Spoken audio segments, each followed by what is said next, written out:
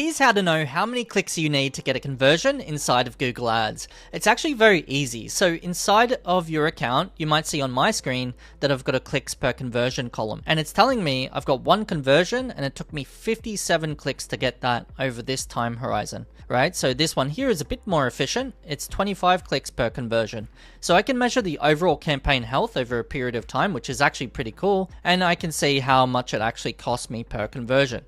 So I'm like, okay, well, out of that, I could measure up how many clicks that I do need on average, and that should measure up to the cost per conversion anyway. So with that said, here's how to do it. So all you need to do is click on your columns area, click on the pencil icon, scroll to the bottom, click custom columns, click this little button here that says custom column. And then what you're going to do is say like clicks per conversion. So it's very easy to understand.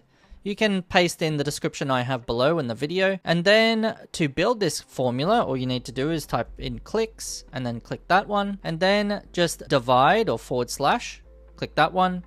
And then type in conversions. And then you'll just click on this conversions to complete it. And that is it. That's all you need. It's very, very simple. Then you click save. I'm not going to do this because I've already done it, right? And there you have it.